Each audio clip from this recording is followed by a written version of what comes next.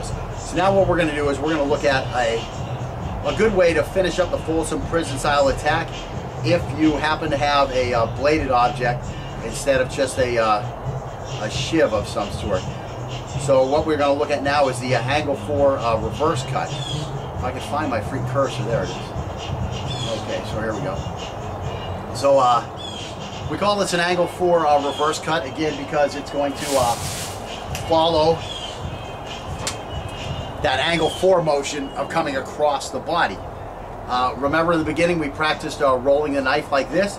This has to be a subconscious movement that you don't have to think about after you're stabbing this guy and you're getting ready to come up and do this 4 motion. This blade has to be rolled so that the blade is back facing you. Now if you have a knife you're carrying a sheath and you have it sharpened on both sides, you don't have to worry about that little movement. But for most people with folders, it's only sharpened on one side. You're going to roll the blade over. I used to carry a, what was that thing? A Archibald Fairbairn, big commando type folder, specifically because it was sharpened on both sides. Now back in those days I was also a reverse grip kind of guy. But when I made my change, I still had that knife, and it used to be nice for that situation. You didn't have to actually roll the blade. But in general, you know, with folders, you're going to have to roll the blade. And in general, with most fixed blades, they're only sharpened on one side. You're still going to have to roll it. And if you're in prison and you do get a piece of steel and you want to attack somebody, you're probably, as soon as you get that blade sharpened on one side, you're probably going to go attack them. You're not going to wait to get that other side. So you're going to have to roll this thing. Again, if you're in jail, I don't advise that you make shivs and stab people. You know, get out and make something of yourself on the outside. So anyways, let's see. So this is an angle 4 that is pulled across the front and towards us with the knife held with the cutting edge of the blade, again, rolled towards us. This angle is used to slash the throat as we have moved close behind the threat. It is important that we are checking the threat in a manner that will stop or delay his ability to turn towards us. This angle is an excellent follow-up to a successful angle 3 thrust attack. The key is to quickly perform a couple of angle 3 thrusts while moving past the threat's flank, and once we take his back, by establishing a position behind the threat, we follow up with the angle 4 reverse attack. We do have to be careful not to pull the blade directly towards our own throat. To avoid this, we combine a slight angle 4 movement so that we slice the throat from one side to the other, which gives us the greatest chance of severing, again, the carotid artery and the carotid artery and the trachea. So again, we're going to look at this again. We're basically going to do the exact same drill. We're just going to finish up with this slash, and even if you're doing a hose knife, you have to roll it before you come up and do this. Let's see. Actually, yeah, you weren't supposed to have this red yet. Before the next one when we do the folder. So you're okay. Okay. So anyways, let's go ahead and do some drills here. We spent some time reading Don Pentecost's book a little bit before this lesson here. We got to like lesson, what do we get to, like chapter 3? Yeah. Through 3 or 2-3? So we got up to 3. So we really didn't even see any of his attack yet. Of course, there's a training triad I always talk about, and you start with basic skills, then you work in weapon skills, then you work your way to tactics and mindset. If you look at Don Pentecost's book, he really starts off by talking a lot about tactics and mindset to probably make sure you're ready, you have the right flavor, let's say, when you get on to the actual knife skills that he teaches. So again, you have weapon skills, tactics, and mindset. And if you're not bringing all those into your martial arts lessons, you're leaving your students short. Mindset's very important. You have to talk to them about the realities of knife fights, and of course you have to have tactics, which we're kind of working on now. I start off the other way. I always start with the weapon skills, then we move to tactics, and while we're doing that, we start adding in some mindset. So again, Don Pentecost's book is an excellent tool to use to teach your students mindset while you're teaching something like a knife course. And let's go ahead and get to some of these reverse angle 4 slashes. I can't find my freedom. Angle 4 reverse. Start with this. Nobody needs your glasses. So we're going to start with the aluminum blade so that we can in fact see that we are rolling the blade properly. So again, I'm going to have this lead forward. The knife is going to be held in the with the rear leg. I don't want to lead with the knife. So just back here, I'm going to go first. And again, so just to go slow, I'm going to come up here, tap here, step to the outside, I start my angle 3 thrust.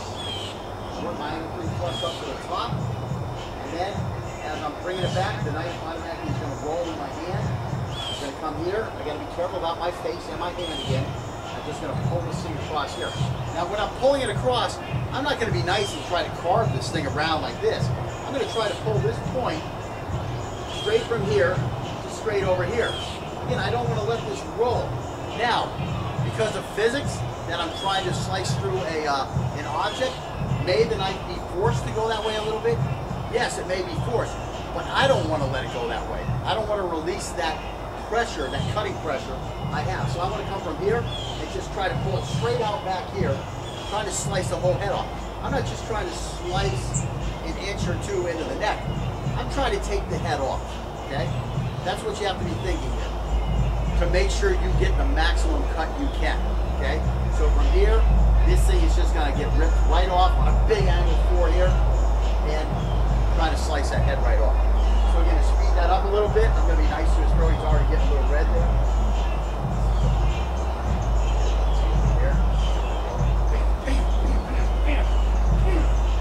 That's my move there. It's gotta be up there, ripping that thing across. Slow time.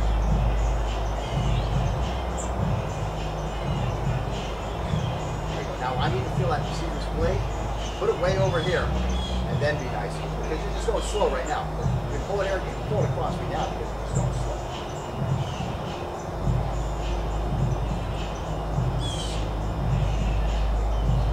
Yeah, you want this thing all the way here. Like all the way here, and then you're not slicing across. You're just trying to pull it straight through. Yeah, but I mean, just do the motion. Go ahead and do the motion.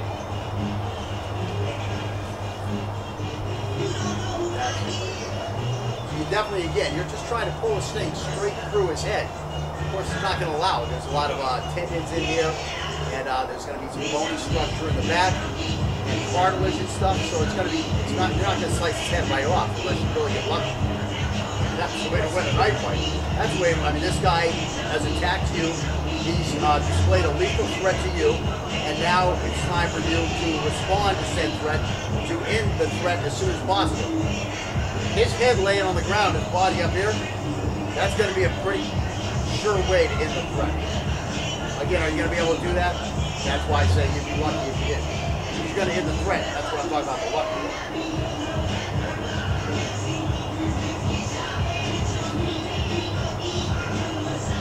Let's go with the rubber knife.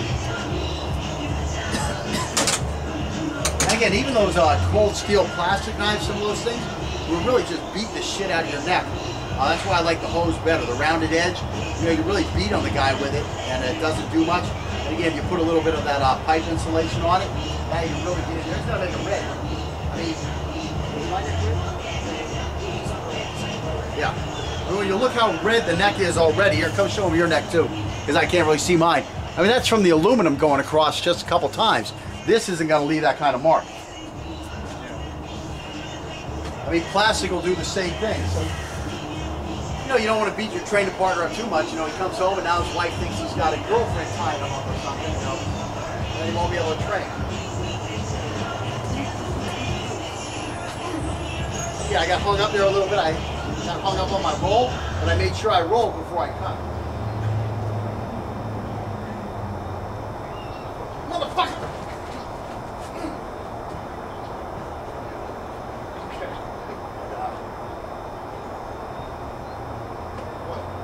I want to say like some gang names, but I really don't want to offend any gang members. Especially I live like in a gang neighborhood area. I don't want to say,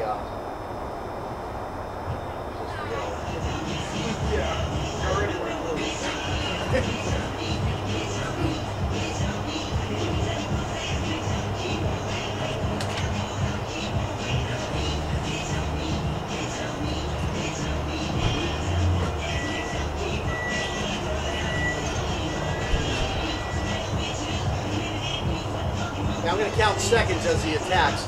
So we see how long this whole thing should last. 2001, 2000. Doesn't matter. I mean, try one more step. Make sure you get 2 here, one here, and then angle forward. 2001, 2002, 2000. Okay, so less than 3 seconds.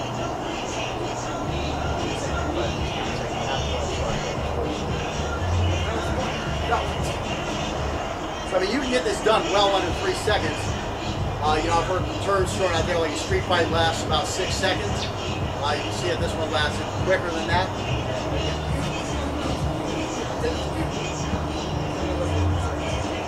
And again, there's nothing wrong with when you get ready to throw that number 4, that reverse 4 slash, just to freaking slam his head one time and then cut him. You know, you don't have to be nice. Just in your girlfriend. I mean, for some of you might treat your girlfriend like that. She might like it. She might be in it. Just saying. I need a more secure grip while you're doing this. Okay?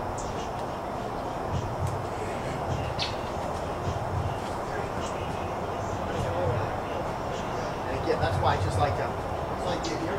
Like drop this down here.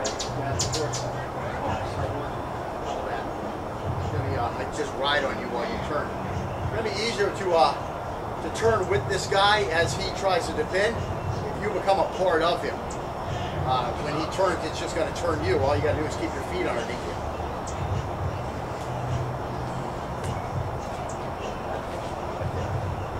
Put that chest right in there. Yeah, I have my feet away from him, so I don't want my hips on him. Because I want to have room for my legs to move. But I'm leaning on, I'm trying to put weight on him, and I'm trying to pull him towards me, and then I'm going to be able to take this much easier.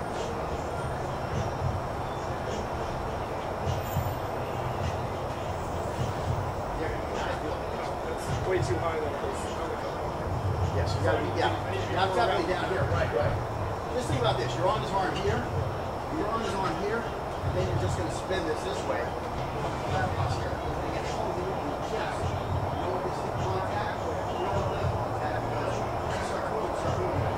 I want to still be able to get my feet underneath. The only way I'm going to lose my footing in this situation is when you fall.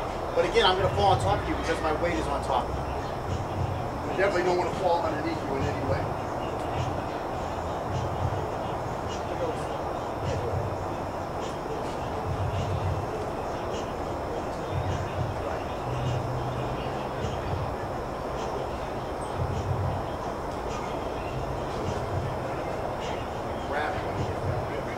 I mean, there's no problems with this hook up right here. This hook up is pretty good. I mean, try to turn towards me. I mean, you just can't get turned towards me enough.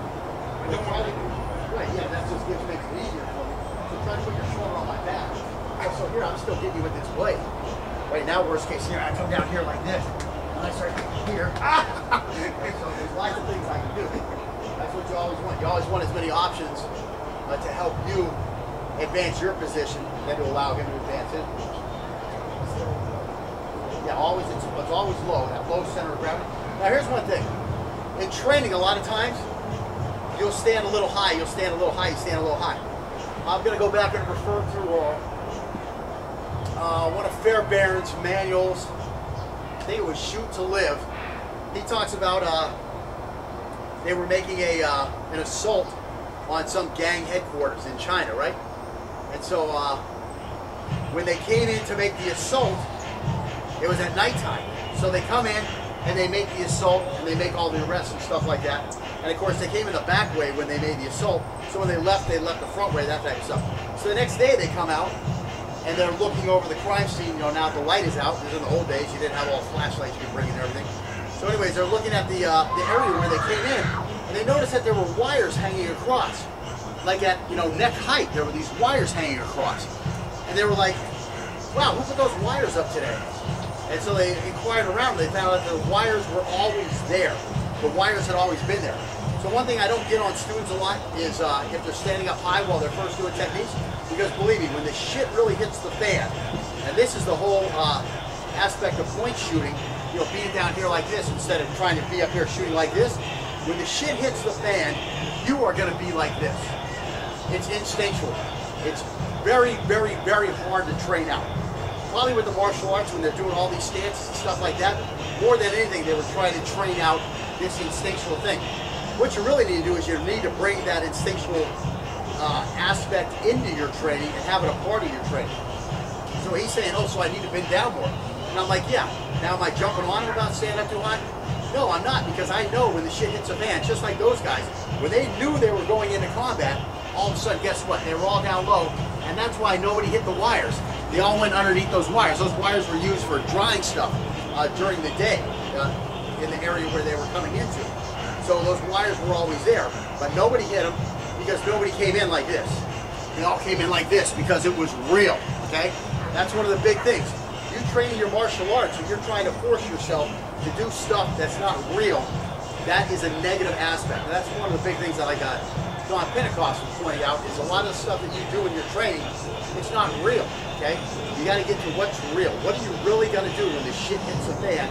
That's what you want to program in. So I digress. Oh yeah, believe me, when we were in between the two things doing that thing, there wasn't no problem with either one of us being nice and low. When we chase each other back and forth here and you're finally moving fast, you're low. I mean, it's just the way it is. It's just the way to move. I mean, look at the MMA guys, look at wrestlers who do great in MMA. You know, those are the stances those guys fight from. That's your real stance. Anything else you're training, you're trying to train out something that got you from caveman with all those wild beasts to modern man. Okay, those instinctual stances are what allowed man to survive. And now you're trying to train them out? Who are you to train out what, you know, evolution or God, you know, whatever you want to call it. I call it evolution. Lots of people might call it God. Put in as your survival mechanism. Now you're going to try to train all that out? That's foolishness. That's why, you know, even though we did all this stuff here, and that's why I always go from this stance, and I don't go from, you know, one of these stances, do modern isosceles stance, because you ain't going to be in a modern isosceles stance unless you have time to train, you know, 20 hours a week on fighting from that modern isosceles. And you better do some of that with force on force, with sinuation, and be able to do it in those situations also. Because if you don't, you're trying to train out of instinct, okay? It's just too hard, it takes too much time. An average guy is never going to have that much time. So why not get here?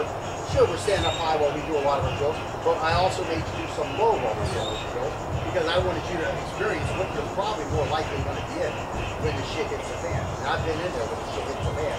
And believe me, your shoulders are so high, your head is turtled so low, and you're down at making as small a target as you can. That's what's going to happen. So you might as well train something that's going to match reality. Unless you're just a Navy SEAL or, you know, a Delta Team guy, and you're on the payroll for 20 hours a week to train that stuff out. And again, why would you want to train it out? Well, you're up a little higher, you can see a little better, you know, maybe you rotate a little better, maybe it's an easier way to get rid of the tunnel vision. All valid points, but you have to have the time to do that. Don't just start training that stuff because some ex-Navy SEAL or some ex-Marine Recon guy is saying, oh, this is the way you should do it. You have to realize, do I have the time to ingrain that in to my training or not? And you probably don't, unless you've already got the trident or you've already got the jump and the scuba badges up here. You're just not going to have that kind of time. So train in something that you're going to do when you actually fight. You know, that's going to be more of this than something like this. You're just not going to handgun fight like that. It ain't going to happen unless you put in hours and hours, thousands of hours training for that scenario. Well, no, because right now there's an assassination attempt. So I've got to be here like this. Now I'm going to be down here, and now I've got this grab here. I got my chest right up against you. And I'm puffing my chest out so that my hips are away. And again, if you try to throw me, try to bend forward and throw me, I'm already in the stance, right? If you grab my arms, I'm already in a stance to drop weight by keeping my hips free from you. Okay, so that's, you know, there's other things involved there too. But that's what you got to do. You know, you don't want contact here. You want contact here, so you're forcing weight down on you. And now it also allows you to drop weight if something happens where you can't get your feet underneath the way you want. Okay?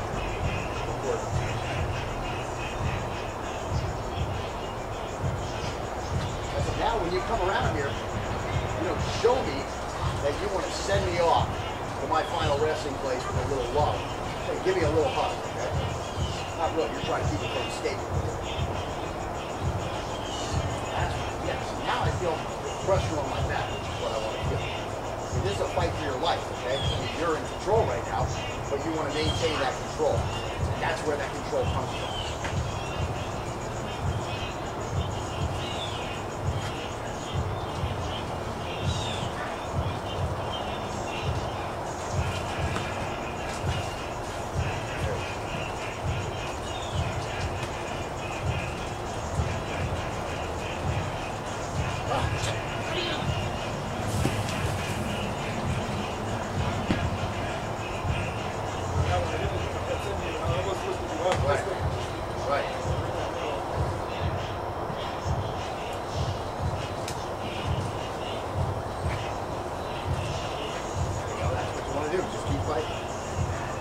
Try to give him a little throw there, just to let him feel that coming up here.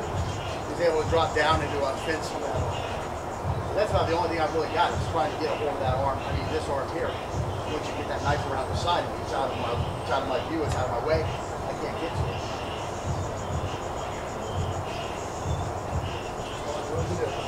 Try to protect that carotid and try to get a hold of this hand. This time I want you to come around my leg and then start stabbing my leg. My leg and my kidney. Grab this leg. It's got to be like this around this joint here. See, I'm locking this in here, and now I'm going to put my head here so I stay low by the knee joint. Now when I lift this up, you have huge problems. If I got a big heavy jacket, I can grab it with a big heavy jacket and make that a firm 360 grip. There it is right there. Yeah, now some fuck right there. Now you can take it down if you want. You jump off and start stabbing. And again, going to the ground when you're in a knife fight is a bad idea whether you've got the knife or not. You're just too immobile at that point. I mean, what if this guy has, you know, just a grip or two of Brazilian jiu-jitsu, and he gets you down, gets you to guard, and rolls you, now he's on top of you, and now he can start raining down the haymakers. Maybe you get a couple more tags on him. But if you're not getting a good tag where he's gonna, I mean, the best case you can hope for is slash his carotid and he's still got 15 seconds on top of you, pounding you. If in 5 seconds he knocks you out, now he gets a knife, and he's got 10 seconds left of his life to finish your life.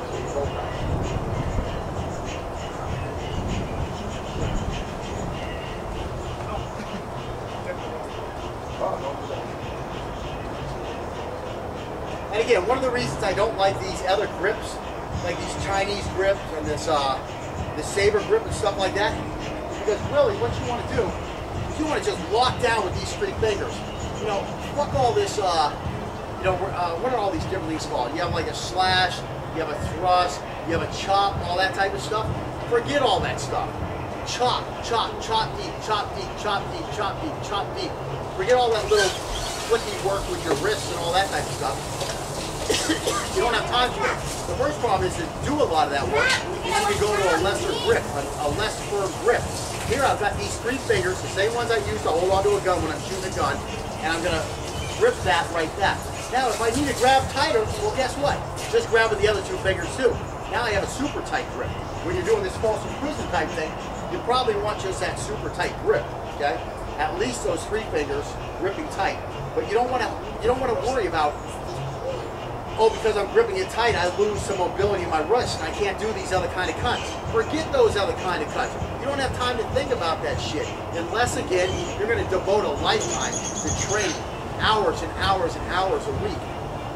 Just go with the simple, direct, straightforward stuff.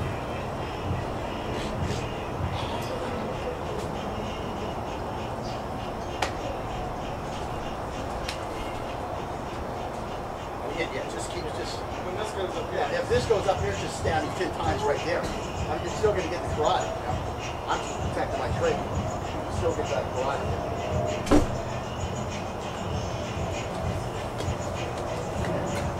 That time you could slash me because I'm just chasing with Walt Marcus. I mean, how is this guy going to respond? I don't know. I've never been attacked by an attack like this. Awareness is my biggest thing that keeps me from ever getting a chance to try a lot of this stuff. Back in the day, when I was younger, I went out looking for fights. I was the predator. But never had a guy come up and try to assassinate me with this kind of thing, so I don't have any experience of how I'm supposed to act when I'm the attackee. No, what's your clothes right now?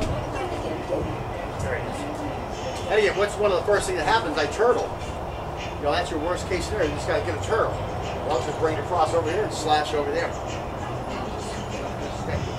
All right, so that's the so we have the angle 3 thrust, and we have the reverse angle 4 slashing motion. And let's see what else we got. Might be it.